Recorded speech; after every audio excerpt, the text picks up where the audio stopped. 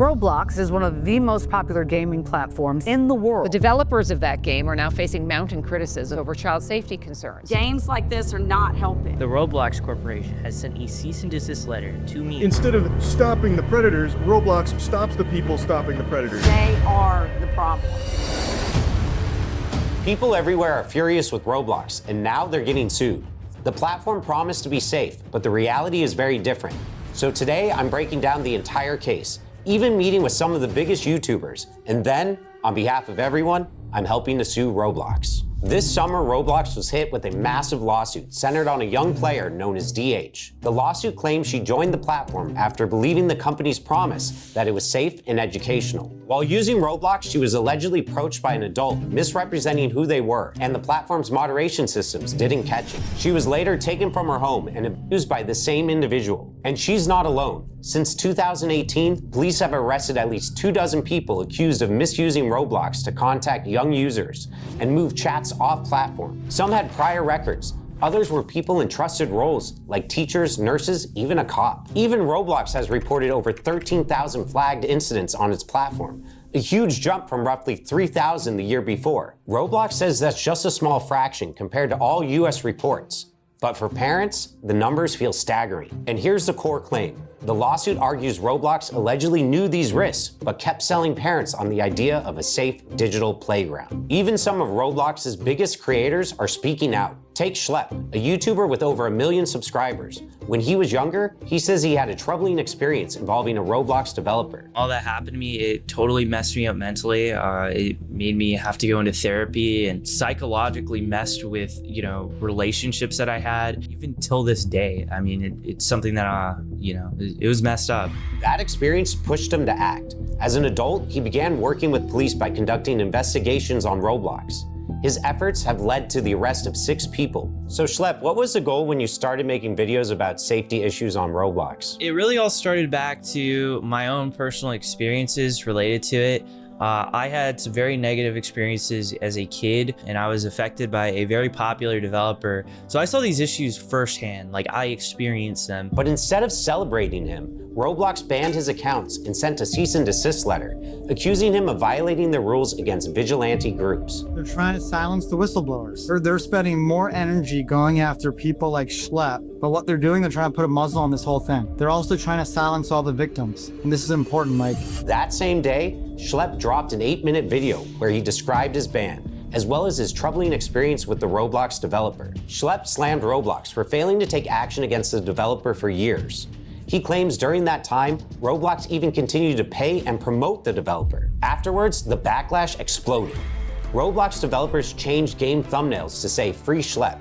Thousands of players staged in-game protests. Even major creators like Moist Critical, Gideon, and Creekcraft piled on, calling Roblox backwards and hypocritical. #FreeSchlep trended worldwide. I was blown away with all the support, and it's been absolutely amazing reading all the messages. It was trending on Twitter for 3 days straight when the news first broke of it. And I mean, people were just outraged. They saw it for what it was. They were silencing someone trying to blow the whistle. I think that's a really, really powerful thing. He was a 22-year-old kid. He was just a gamer. And I think he really stepped up to the plate to stand up to this Goliath. Then it went mainstream.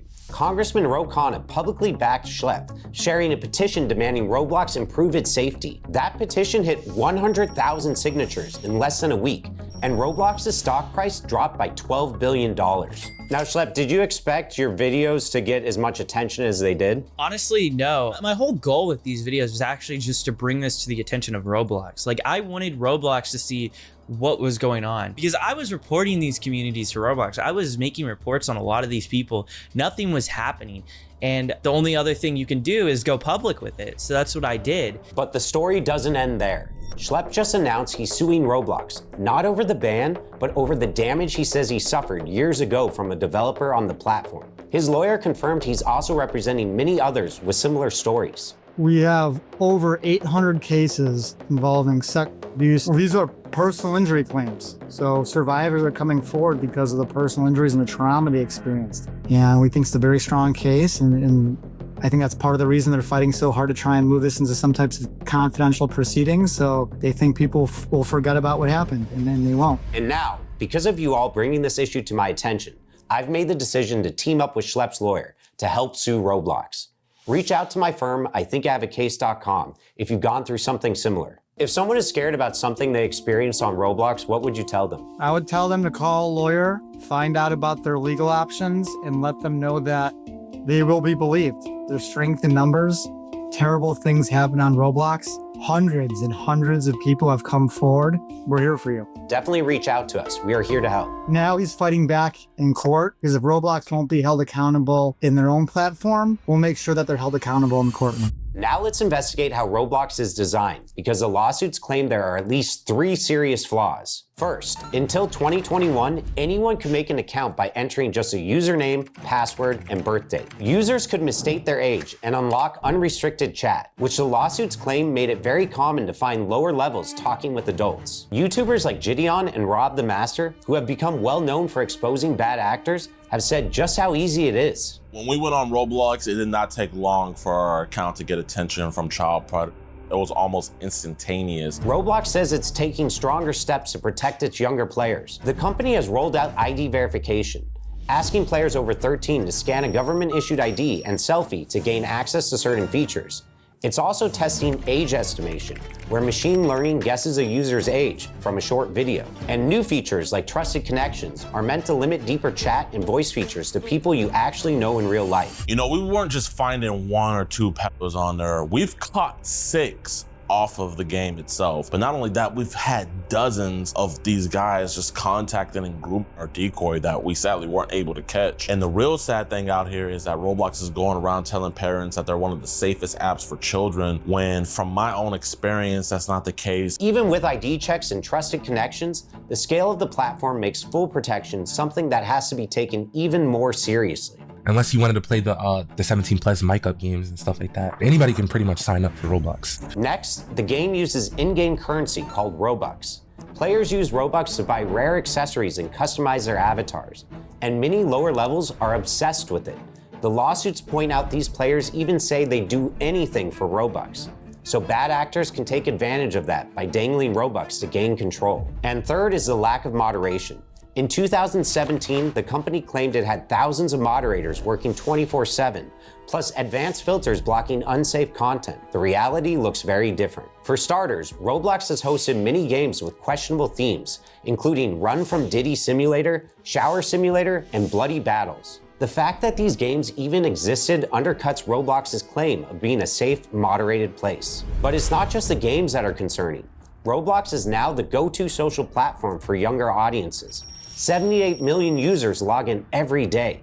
The platform processes more than 50,000 chat messages every second. Roblox claims its AI and human reviewers scan all of it, text, audio, and images. But here's the problem. The company allegedly employs only about 3,000 moderators. Compare that to TikTok, roughly 3 times Roblox's daily users, but over 13 times the number of moderators on staff. The reason for the lack of moderators is allegedly due to Roblox's focus on growth over safety. In fact, 8 current and former trust and safety staff describe ignored requests for more resources, backlogs of incident reports, and even a manager quitting after promised hires never showed up. Some say protective features they suggested, like pop-up warnings, were rejected, and safety settings, like blocking strangers in chat, were switched off by default. Once again, Roblox points to AI moderation as the solution, but employees admit the tech still misses the subtle signs of unsafe behavior, and the gaps aren't small. The filters block words like Snapchat or Discord, but people get around them by using emojis or by tweaking the spelling a little. Even phone numbers are apparently blocked if you type the digits, but not if you just spell them out. The lawsuits argue that these kinds of loopholes prove Roblox knows the risks of off-platform communication, yet it still leaves these obvious workarounds wide open. In court, the usual defense might not save Roblox. Most platforms lean on a law called Section 230 of the Communications Decency Act, and that law protects websites and apps from being sued over what their users post. That's why Instagram or YouTube don't get dragged into court every time someone uploads something harmful. But the lawsuits against Roblox aren't just about what users post. They're about the company itself. Lawyers argue Roblox designed the platform in risky ways, marketed it as safe, and then ignored clear warning signs. And at least one court has already said Section 230 doesn't cover misrepresentation. So if Roblox tells parents this is safe and it's not, that responsibility falls on Roblox, not the users. That's why these lawsuits matter to me. They represent more than just a few individual complaints. They're part of a broader movement pushing tech companies to take accountability, especially when their platforms are hurting younger players. Now, multiple cases are moving forward, and a jury will have to decide if Roblox should be held responsible. And if the plaintiffs win, the fallout could be huge, because it would set precedents that might force Roblox and other platforms like it to overhaul how they verify users and protect younger audiences. And I don't know how this video will perform or how many people will reach, because YouTube flags and restricts videos on this topic. It's kind of scary because people are afraid to put out information on this, but we feel like it's our duty to make sure that everyone knows. If you or someone you know needs help, reach out to us. Thank you for watching.